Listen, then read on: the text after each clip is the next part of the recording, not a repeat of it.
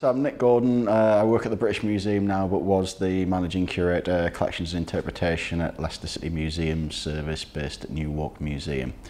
And met Richard and Sheila through the Picasso ceramics exhibition, which we did. You probably know that Rich and Sheila are donating their incredible collection of Picasso ceramics to the museum service. And they wanted to do an exhibition of it before it was donated to raise awareness with it, to announce the donation and to give people a chance to see it from an earlier stage. So we'd had a number of, this had been going on for about 3 years or so, where we'd tried to get exhibitions up and running for various reasons. They fell at various hurdles.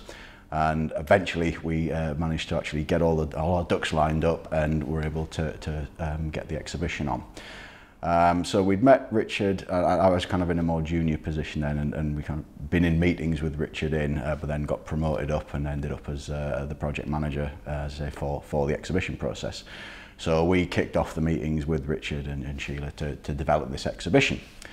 And it was kind of one of those things where, you know, I grew up with his films, and it was kind of very daunting for me in many respects, because it was Lord Attenborough. Every time it's Lord Attenborough, Lord Attenborough, Lord Attenborough, Lady Attenborough, Lord Attenborough, Lady Attenborough. And you sat there kind of going, I'm sat here in a room with the man who, Rillington, 10 Rillington Place, directed A Bridge Too Far, one of my favourite films, was in The Great Escape. So I was just continuing Lord Attenborough, Lord Attenborough, Lord Attenborough. And but I say himself and Sheila, they just couldn't have been more friendly, put you more at ease, and were more helpful with things. So we started off this exhibition process, and part of this was to bring on a curator, who was Dr. Marilyn McCulley, who he knew had assessed the collection before. So we were having some initial meetings with Richard and Sheila and Marilyn to develop the exhibition. What sort of exhibition did they want? How did they want to show the collection off? And again, they were very, very amenable. Again, they didn't want to show the whole collection. In discussion with Marilyn, the curator, they wanted to show selection. What are the highlights? Marilyn came up with some interesting themes for how we could show the collection, but also wanted across their passion. It was their collection. It's a very unique collection. It's obviously something they collected over their lives, almost when Picasso started producing ceramics, right up until his passing, and he stopped producing ceramics. So see, a very unique collection. So we'd had a large number of these meetings with them to develop the exhibition. We kind of fleshed out the themes. This is what we were going to do. We'd set dates, and then we actually started the process of producing the exhibition. And I say this had been 3 or 4 months of Lord Attenborough, Lord Attenborough, Lord Attenborough. And one day I was in a mad rush. I was on the train going down to London for something else, and I was on the phone with him, and yes, Lord Attenborough, yes, Lord Attenborough, and then said, okay then Richard, I'll talk to you later on. And there was this silence on the other end of the phone. I thought, oh no, I've disrespected Lord Attenborough. He went, finally, you've called me Richard, thank God for that. And from there on in, it was just Richard and Sheila from there on. So that kind of really broke the ice with things, and that was the point where the project really took off, and we really started motoring along with it. And then the next big step was to catalogue the collection, because while they had it had been photographed professionally many years ago, there'd been some new pieces which had come in since then. And one of the things which we wanted to do with this was to produce a catalogue, a full colour catalogue for the collection to accompany the exhibition and to celebrate the gift and the donation of the ceramics.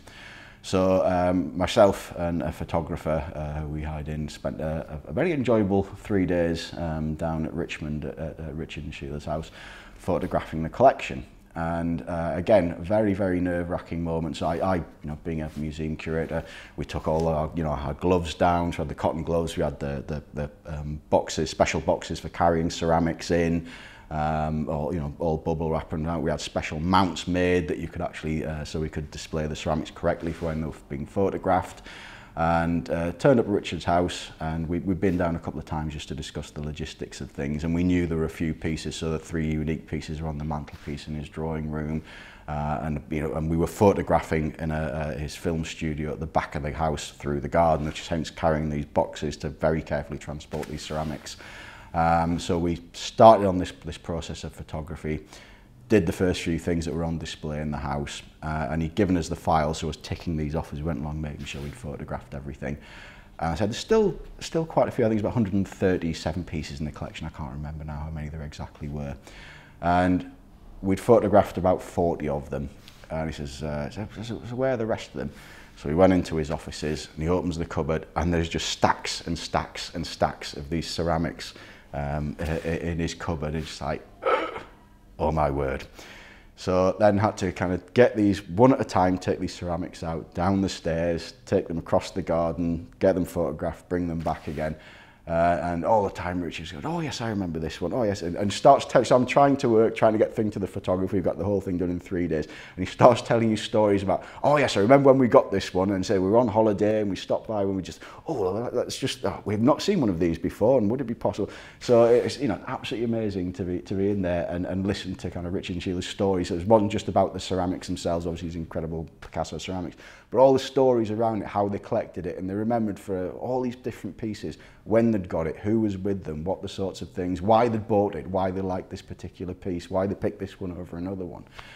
So it's just really, really interesting, really engaging to get all these stories coming out. And this is what Marilyn wanted to do as part of the exhibition, was to get this kind of passion, this drive, this interest with it. He's one of those great sons of the city, and he's someone who hasn't forgotten his roots, I think, and just the fact that he has donated this fantastic collection to the art gallery, which he said, which inspired him. This is one of the New York Museum and Art Galleries, one of the places which really inspired his love of art. And he says he remembers going there as a child, being taken by his dad, going there on his own, and just being engrossed in the collections there. So in a sense, kind of, he's giving back to something, to a museum which gave a lot to him. So he was, you know, really engaged with the art, and for him to remember Leicester with such a fantastic bequest as this, and to be so generous with his time, he's, you know, it's part of his legacy. He says he's given a lot back to the city.